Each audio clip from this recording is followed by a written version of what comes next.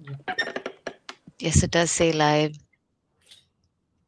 Yeah. So I'm loud and clear. Yes, I can hear you. Okay. Yes. I can hear Hello. you too. Okay, Okay. perfect. Yeah, thank you. All right, we are live and it's time. I'd like to welcome you all to the WEMA Empower Her conference. My name is Caroline Cares, and the theme that we are focused on for today's panel is about careers in STEM, breaking barriers and paving the way for many, many young girls who are going to be chiming in during this event. This is a 1 day event happening uh, by Wima Bukembe in Kenya. A big shout out to Liz and her team for bringing this together for all the young girls and young women in the school, in the local community, and everyone who's going to be chiming in. I want to deep dive in very quickly. We only have a limited amount of time. So maybe we can go around the room and open things up for our guests to start introducing themselves. Let's probably do Dr. Neeta, Dr. Shelley, and Prerna in that order. Thank you. So, hi, Caroline. First of all, thank you very much for having me here for this great mission. Really appreciate it. I'm Neeta. As I worked with Indian Defense Ministry for almost 28 years. So the STEM and its importance. I mean, no, definitely many girls are looking forward, given the exposure today, given the exposure to the internet and what they see for space missions and stuff like that. I also had my ambition, but I can't say that I was drawn towards it from the beginning because my work comes at the junction of defense, aerospace, robotic navigation, artificial intelligence, etc., which was not even existing when I was graduating. No, so like in this form, it was not even there. So I can't say that it was I was drawn towards that. It evolved, and step by step, no, it evolved, and today it is. So if I can say that, like when you've sown a seed and seen the tree grow, or you've seen a child take its first step and you bring it to the stage that it is today, definitely you'll be feeling passionate about it. And I now want to take the fruits from the tree and also distribute it to others, including to young girls, etc. So yeah, that's about me. As I said, I worked with defense for 28 years, and now I'm running a startup where I'm doing similar work. Thank you so That's much. amazing. Thank you so much, Dr. Neeta. Dr. Shelley, over to you. Good afternoon to you all. And I am extremely excited to be here and definitely honored to be on this panel with such amazing women. So I have been in higher education for about, I'd say, over 20 years. Over 20 years. And in that time, I have primarily focused on healthcare. I am a nurse by trade, and my desire has been not to move into higher education, but to be a nurse and to serve others. And as Dr. Anita said, moving into higher education was something that happened, not planned. But I definitely have a sincere passion to help others. My specialty in nursing is community. So I believe that it is my mission in life to make an impact during the short time that, I'm here, that we have. And that impact has to do with making sure that those of us that may have been blessed with certain talents and certain opportunities, that we're giving back and making communities stronger. That's the only way to truly make sure that everything we're doing continues. So legacy is important because I would like the work that I've spent my life doing to have meant something. Wonderful. Thank you. Happy to have you both. Prerna, over to you. Thank you, Caroline, and a big thanks to Liz for having me here, and that too for such a big cause. a very quick intro about myself. I'm an entrepreneur and I founded Urban Essence, an e-commerce platform with the purpose of reviving ancient Indian art forms. And with my background in history, business, and HR, I started a brand that is now known for its confluence of heritage and innovation. And prior to that, I worked at HR roles for about a decade in most of the agile organizations of the country. About STEM, I think I got drawn to the field of technology a few years ago. In 2009, I realized that I wanted to start my own venture, but starting my own brand or sharing the stories of women weavers across the country or talking about history of ancient Indian art forms didn't look possible without the use of technology.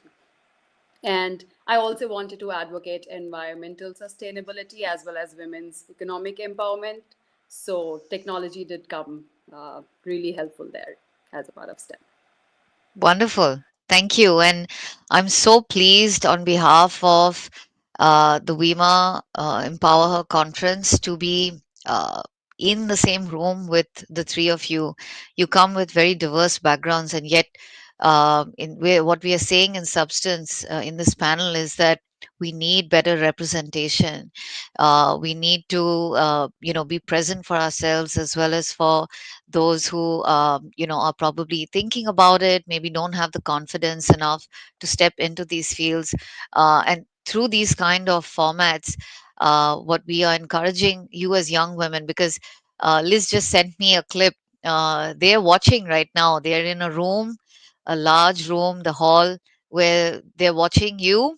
And it's important for us to know that there are young girls out there, waiting with bated breath to find out more about the three of you. And we've kind of segmented this section so that we give each of our panelists, and this is to all the young girls watching in, the time to open up and really dive into some aspects, even though we might not be able to cover everything in such a short time. So, Dr. Neeta, over to you. This first segment is really about having not enough representation in STEM as a field, and some of the biases. I would like to use gender, but there's so much more to it, individually and systemically, that exist, and why we don't have enough representation.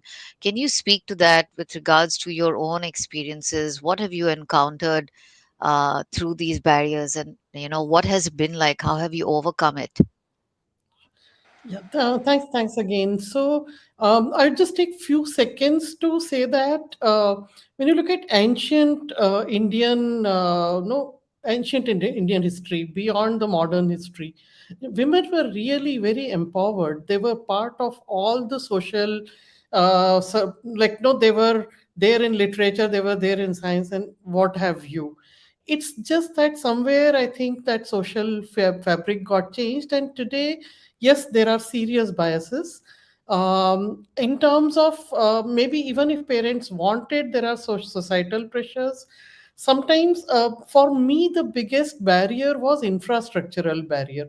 The town that I come from a very, very modest background in terms of financial background. And the town was small. And of course, that time, even the internet and everything was also not there. For me, the biggest barrier was that we did not have an engineering college in that town.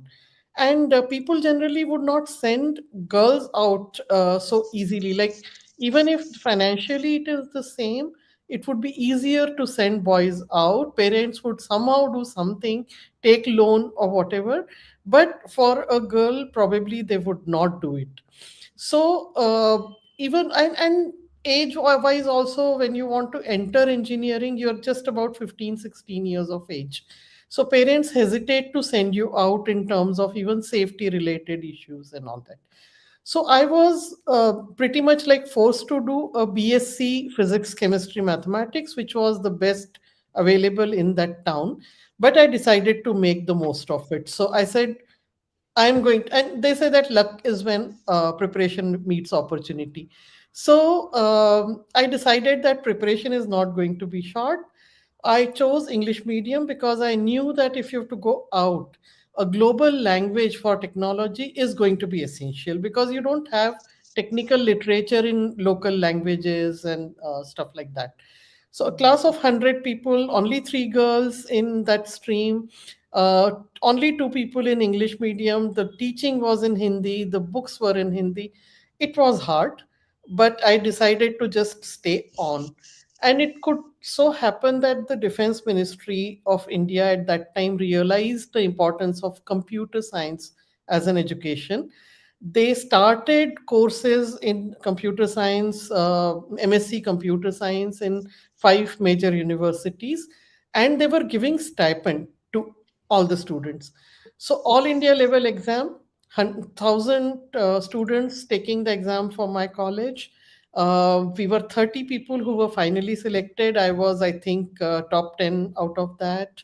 And then because we were getting stipend and the age was like 18 years, so it was a slightly easier for my parents to send me out. And then there was an assured job after that of a scientist in defense. So even socially, there was a no big prestige associated with that. So all of that made it easier for me, and then there was no looking back. Then I did my master's further and PhD while working. So yes, I mean it was not easy.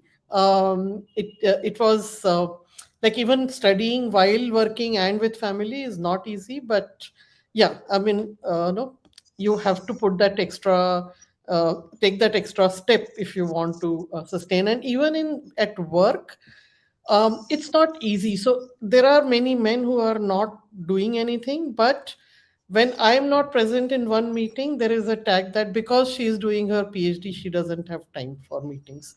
So all that no you have to go through.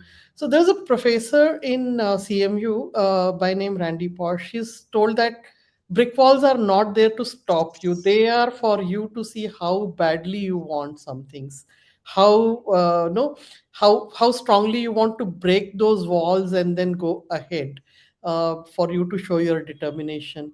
So I guess that is what has helped me. And yes, the infrastructural barrier is what I feel should be broken.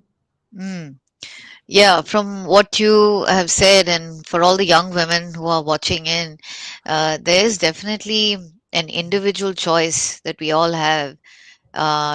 You've spoken about support structures and having, the right people at the right points in time.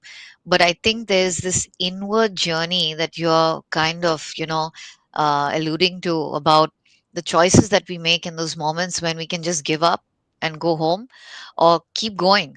Building that resilience muscle, because it's muscle memory. And every time we keep doing that, we show up for ourselves and we can pat ourselves on the back. It's okay to sometimes pause and say, wow, I've done a good job, and celebrating those small wins. And I think these are really, really important tools and frameworks for anyone, regardless of age, to kind of chime in, check in with ourselves, recalibrate, and also to practice intentionality, because it seems like that has been something, even though you haven't used that language, feels like that has been, part of your anchoring system to keep you going.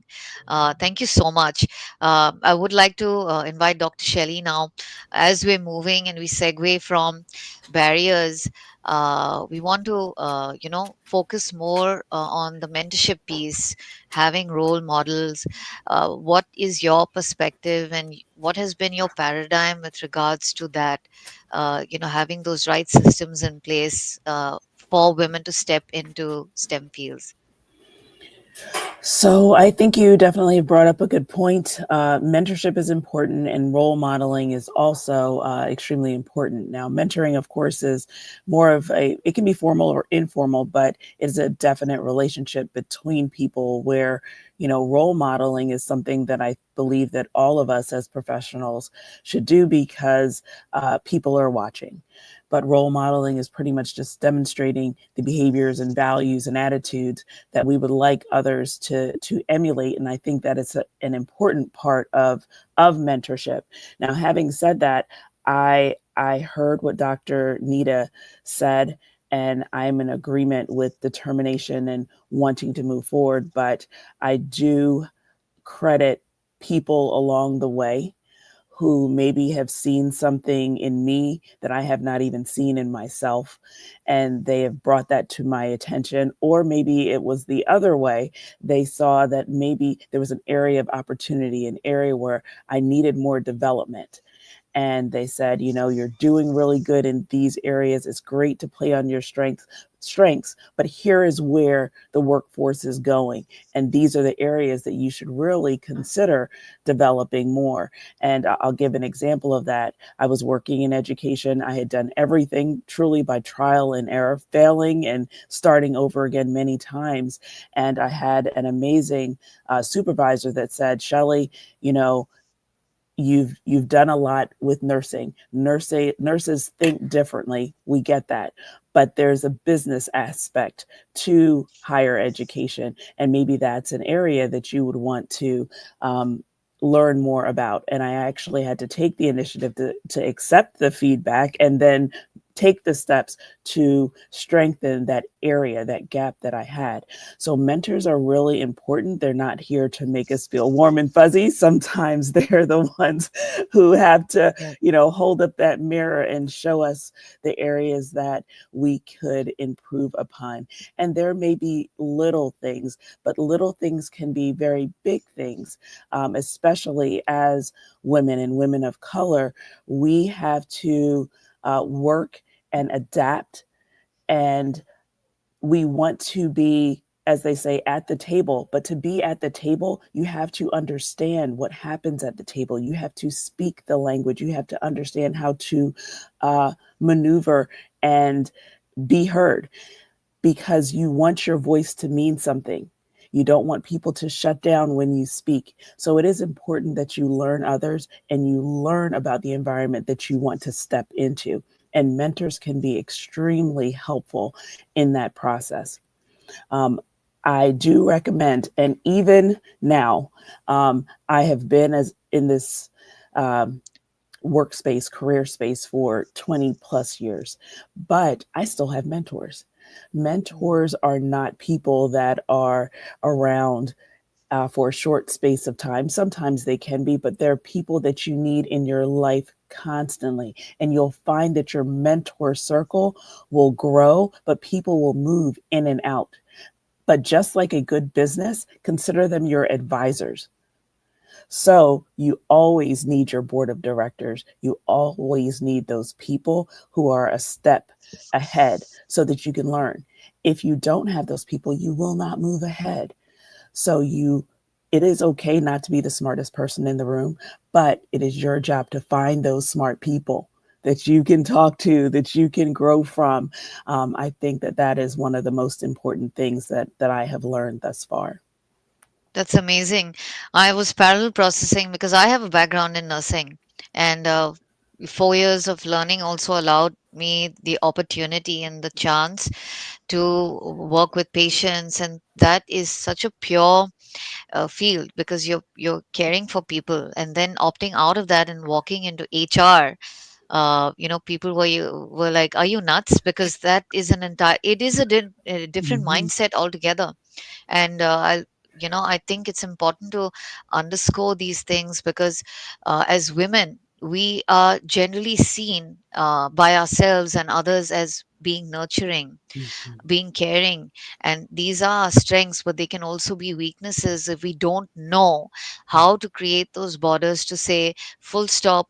This is where I need to be, maybe logical. This is where I need to say no. This is where I need to use my voice to express myself with confidence.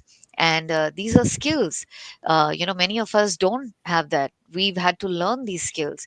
And yes, we will be in rooms where we will not feel seen, we will not feel heard. So how do we lean on and lean into the right mentors, maybe women like you and others out there who have gone through this before? What have you done? What have been those moments where you have probably had imposter syndrome and still pushed yourselves forward? And maybe some days question, am I really doing the right thing? I know because I go through this myself, and these are things regardless of our age. And even if we've done a PhD, we still feel like that, because it's got nothing to do with the external, Mhm. it's what's Mhm. inside. I also wanted to speak to the currency of trust, because you spoke about mentorship being a relationship and having mentors for a very long time, and it's important for all of us to understand what are some of the faculties we need in order to open up, because we're being vulnerable, we're Mhm. being humble, Mhm. we're acknowledging that we don't know everything and it's okay, and then going about taking action and finding those people. They could be men, but they also could be women, Yes. who are role models such as yourselves, who have gone through these and have very powerful stories to lean into, and maybe have even a 15-minute conversation to say, I really admire you, you inspire action in areas that I'm still struggling in. What did you do? And Dr. Shelley, in our one of our conversations, because I've been talking to each of you individually before this live, I remember you talking about this, and this was something that I said we shared, which was sometimes we hear somebody else's story, and we might not be using the exact tools and frameworks that you might be using, but Mhm. we can adapt them, because my context and my story is very different from yours.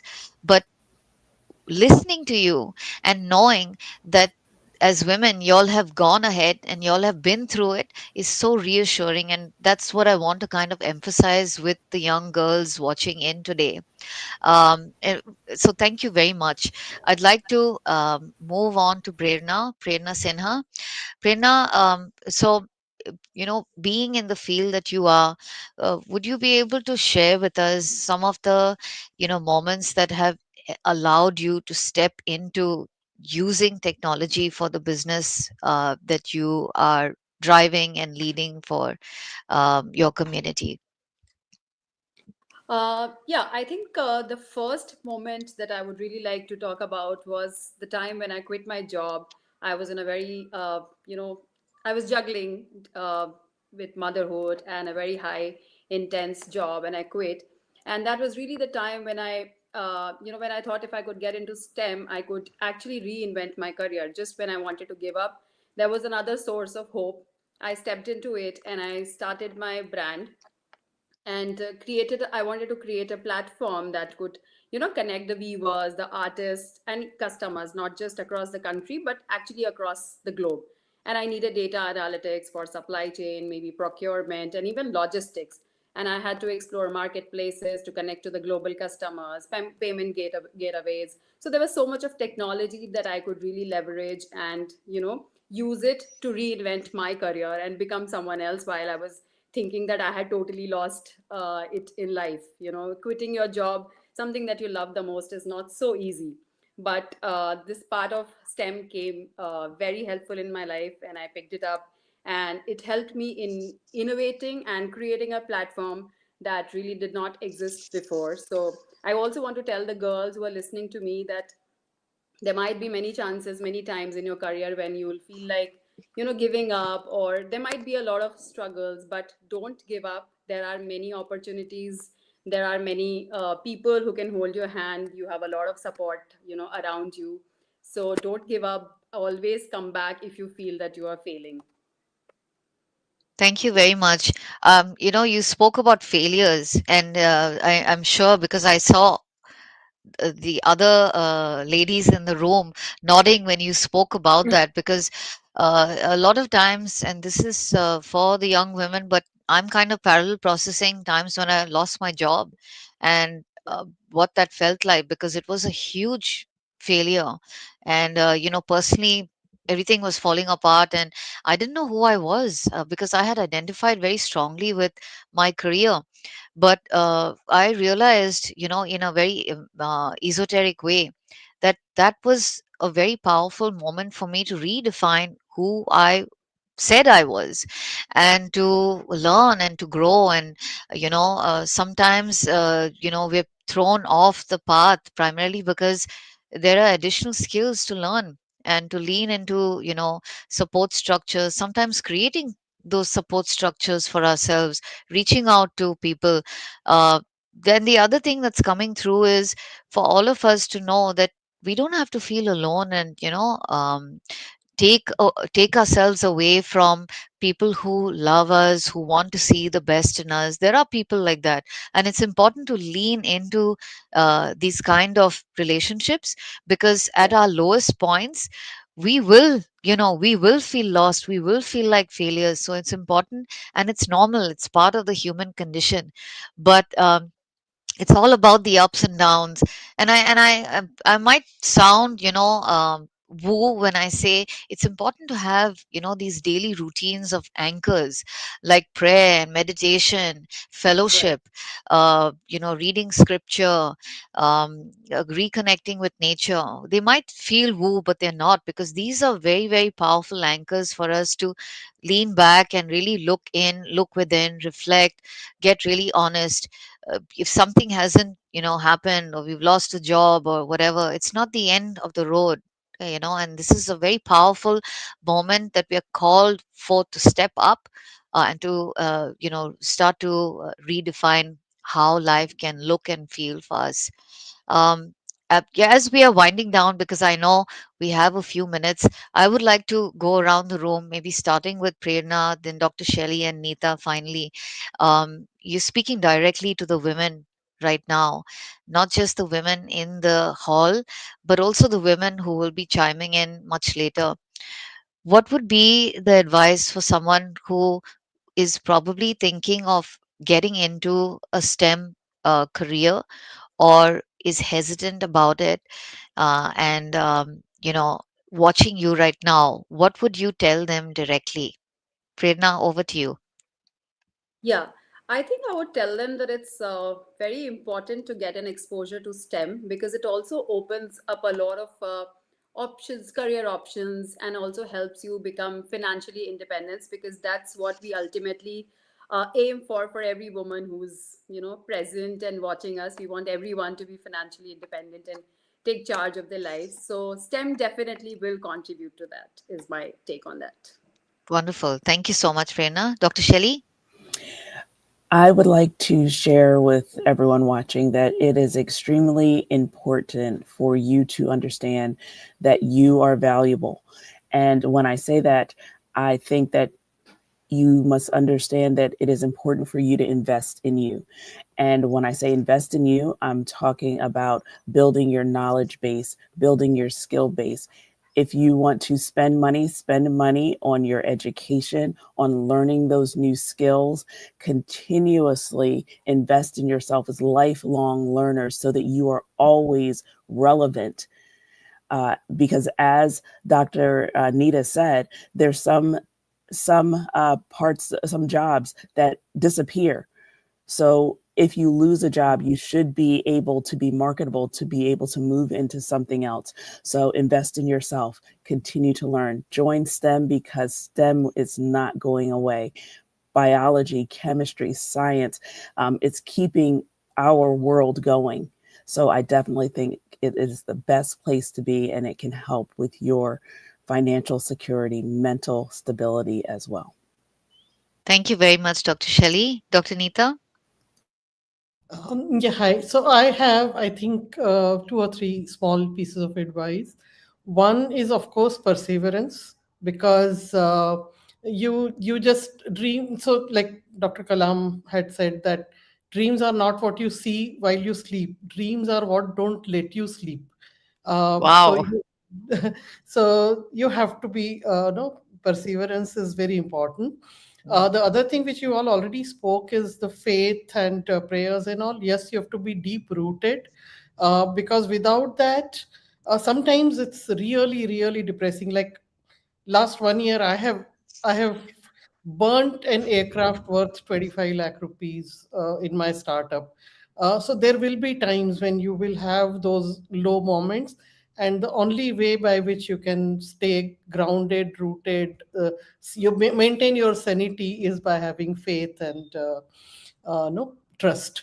The one other thing that I always want to tell all the young girls is that choose the favors you seek. Yes, I have had lots of mentors. For want of time, I did not get into lots of those things, but so I had one director in DRDO who pampered me a lot. I was a very favorite junior. um, 8 years with him. The only thing I asked him is to introduce me to one professor in Indian Institute of Science who could help me get into PhD and higher studies, etc. When he was retiring, he told me that people used to come to me for out of the turn quarter allotment for no, some materialistic things. He says, you never asked me any of those things. All you asked for to get introduced to a professor. And I feel that if I had taken a house, government house at that time, maybe 3 years, 4 years, I'm comfortable, but that's not for life. The education, what you see is no, that stays with you for life. So I think it's important that what favors you're seeking, whether they're short term, long term, no, look at yourself, think about it, and then do it. Final thing for which I feel today is very relevant is all this women empowerment thing. We need to have a balance. Families are important, and when you say family, you have to understand the other person. So just because you have money does not mean that you just don't no, look at others perspectives at all, because in the end what will again keep you sane is that family support and no, your own people. So I think drawing a right balance, these are the advices that I would give to the young girls. Wonderful. Thank you so much. We are up for time, but if you could all share, how do people find you before we log out? Dr. Shelley? Please reach out to me on LinkedIn. I'm easy to find, and I will make sure that Caroline has my LinkedIn connect that you can share freely. Thank you I very would be much. happy to help and support anyone that reaches out. Thank you very much, Dr. Shelley. Dr. Neeta? Same with me. I think I'm also easy to find on LinkedIn, and you have my Yeah. ID. y- Yeah. Yes, and we will definitely be sharing the links. Prerna, how about you? You're on mute.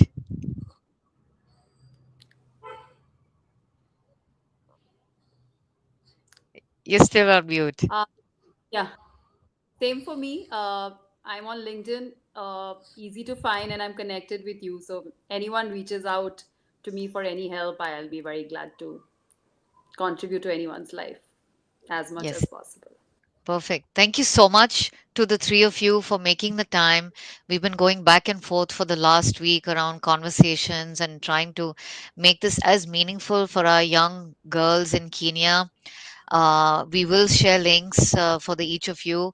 And thank you for opening up and being so vulnerable. You've spoken about things that are very close to your heart, and this is how we connect. This is the trust that we build with one another. So thank you for your time, and thank you all those watching in for making the time to listen in and to feel connected to these women, these role models out here. We wish you all the best, and we hope to see you soon. Thank you. Good luck, all the Thank girls watching there. Yes, all the best absolutely. to everyone. Thank you. Bye bye. Thank you. Bye bye.